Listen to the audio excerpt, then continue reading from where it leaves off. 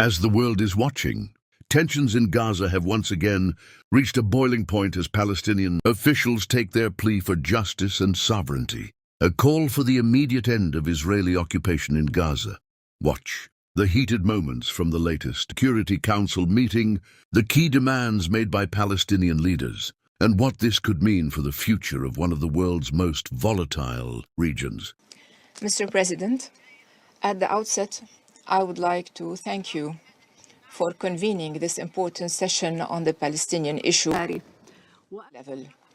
I also thank you, Your Excellency, Mr. the Minister, for your presence and for presiding over this session. This reflects the interest you pay to the Palestinian issue and the fact that it is among your priorities on the Security Council agenda. I would also like to express our appreciation to the delegation of Algeria for the great efforts you are making to support the Palestinian people and their just cause, and for all you have made to encourage the Security Council to adopt a firm position regarding a ceasefire in Gaza. On behalf of the State of Palestine, the people and leaderships of Palestine, I would also like to thank the Secretary General of the United Nations, Mr. Antonio Guterres, for his noble positions, principled positions. And I also thank all the UN staff members, especially those working on the ground and providing assistance and relief to our people in its plight and in the catastrophic humanitarian situation we are witnessing. I would also like to thank Their Excellencies, the ministers participating in this session. Your Excellency, Mr. Ahmed Attaf, Minister of Foreign Affairs in Algeria, President of the Security Council, Your Excellencies, members of the Security Council, ladies and gentlemen. We are addressing you today in the Security Council with our hearts heavy with pain and anger, owing to what the Palestinian people have been subjected to in the Gaza Strip, including the killing, displacement, blockade, starvation, most of whom are children, women, and elderly, in addition to the deliberate destruction of everything. As for the West Bank and East Jerusalem, our land is being looted and our properties and holy sites are being desecrated, and our rights are being violated through the crimes perpetrated by the occupation forces and the settlements without any accountability, without any accountability. The practices, measures, and laws implemented by the occupation government are illegitimate in the occupied territories. They aim at undermining the two-state solution and weakening the official institutions of the State of Palestine. They prevent the Palestinian people from exercising their right to self-determination and to build an independent Palestinian state, a sovereign Palestinian state with East Jerusalem as its capital. It ignores the resolutions of the international legitimacy adopted by the Security Council, the General Assembly, the Human Rights Council, and international tribunals, the last of which was the advisory opinion of the ICJ calling for an end to the illegal Israeli occupation, including an end to settlements. The glimmer of hope that we are seeing today and for which we have been working with our brothers and friends for 15 months allowed us to reach a ceasefire in the Gaza Strip thanks to the commendable mediation efforts of Qatar, Egypt, and the United States. We hope that this ceasefire will hold and succeed, leading to a full and final ceasefire without any return to aggression, and that it will lead to a full withdrawal of the occupation forces from the Gaza Strip, laying the foundations for a political track based on the resolutions of international legitimacy that would end the occupation and implement the advisory opinion of the ICJ pursuant to the GA resolution calling for an end to occupation within 1 year. Since day one of this aggression, the State of Palestine has been relentlessly calling for an end to an immediate ceasefire to prevent the deterioration of the humanitarian situation, to prevent displacement, annexation of land. We have repeatedly warned against the invasion by the occupation forces of the Gaza Strip. We called for protecting the civilians, protecting them from the scourge of war and destruction, regardless of whom are the parties to the conflict. We commend here the positions of Egypt, Jordan, and other countries that stood against any attempts to displace the Palestinians outside their country, whether from the Gaza Strip or from the West Bank. We also emphasized the need to end the practices undermining the two-state solution, including the expansions of settlements and the crimes perpetrated by the settlers in broad daylight. We have called for preserving the historical and legal status quo of the holy sites, the Christian and Islamic holy sites in the occupied city of Jerusalem. We would like to express our heartfelt thanks to all the countries and peoples that have supported our efforts to achieve a ceasefire, including among the members of the Security Council and the General Assembly, and all those who worked to end the war of genocide against our people and to hold Israel accountable for its crimes, including the states that supported us before international tribunals, including the Republic of South Africa, which referred the case to the ICJ in order to end the crimes of genocide against our people. Mr. President, since the first moment of this aggression, the state of Palestine have been making intensive diplomatic efforts led by His Excellency President Abbas, who have made hundreds of calls and meetings with regional and international parties to end this bloody aggression. He went several times to the Security Council with the assistance of several members of the Council, on top of which Algeria, the Arab representative in the Security Council, and to the resumed emergency special session of the GA.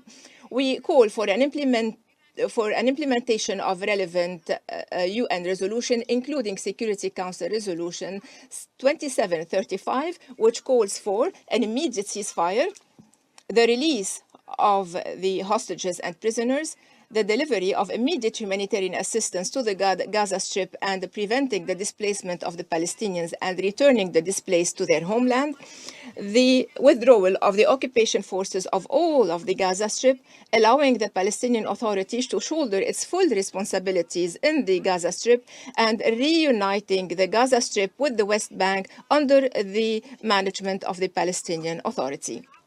And it also calls for returning to a political process that would end the illegal occupation and lead to the independence of the state of Palestine and to achieving the two-state solution pursuant to the resolutions of the international legitimacy.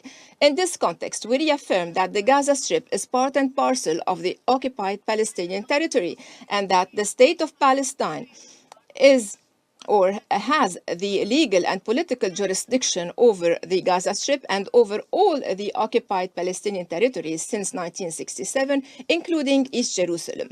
We reiterate our total rejection of any attempts to annex our land or to displace our people. This is a blatant violation of international law. It violates the principles enshrined by the international legitimacy. We reaffirm the need or the imperative to uphold our legitimate rights and our national identity, which unites our people wherever they are in the world. This requires a unity of our land and of our people under the umbrella of the PLO, which is the only legitimate representative of the Palestinian people. It also requires everyone to commit to the PLO's political program and international commitments and to work under one regime, one law, and a single armed forces. Mr. President, we reaffirm that the Palestinian government is ready to assume the responsibility of running the Gaza Strip and the West Bank in cooperation with friendly and sisterly countries and organizations. It is ready to provide basic services, including health, education, water, and electricity, to guarantee the return of the displaced to their homes and to prepare for the reconstruction phase. We are also committed to manage the crossing points in collaboration with the EU and Egypt in line with the 2005 agreement. In this context, we welcome any assistance for training and equipping the Palestinian police and security forces. We look forward to the assistance of the brotherly and friendly states in all fields to lift the people of Gaza from this humanitarian devastation. We reaffirm here the importance of the role played by UNRWA, which is indispensable and irreplaceable.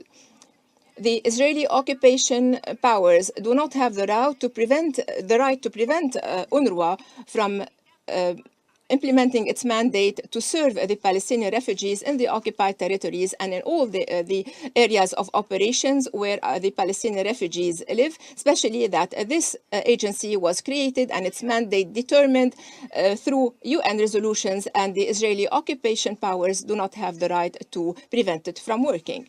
Mr. President, we would like to express our deep appreciation to the countries that have supported our people in these difficult times. We call upon the international community to provide further urgent humanitarian support and to cooperate with the Palestinian government to enhance its abilities to play its role and shoulder its responsibilities.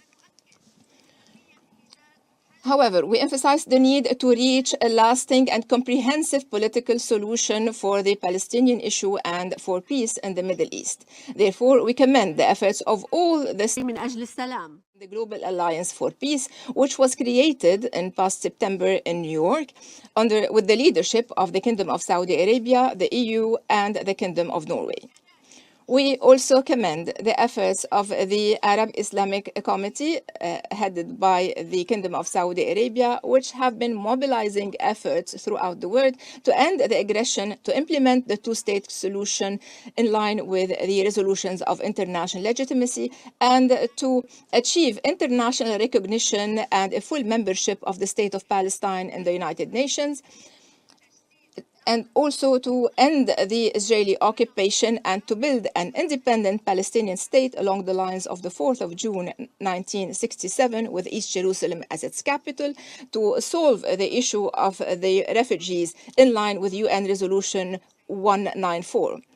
This would give a chance to peace and stability, not only between the Palestinians and the Israelis, but also for all the countries of the region, so that they can live in security, peace, and good neighborliness.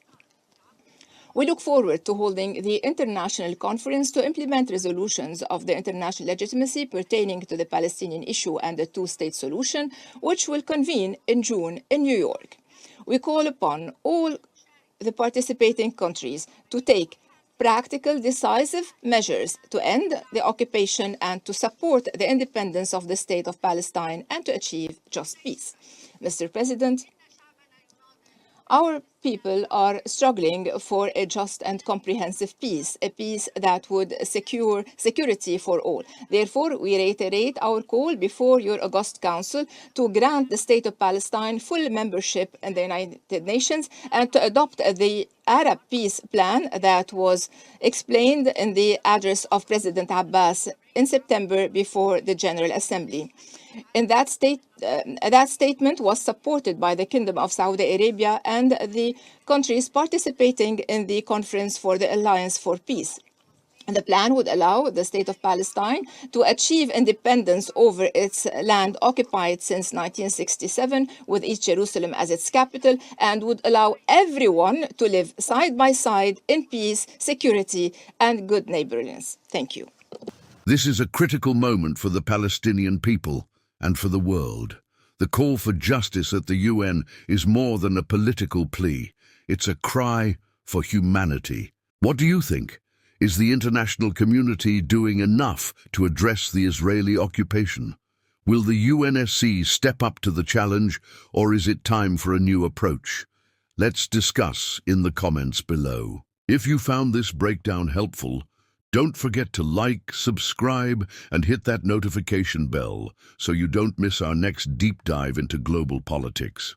Thanks for watching, and I'll see you in the next video.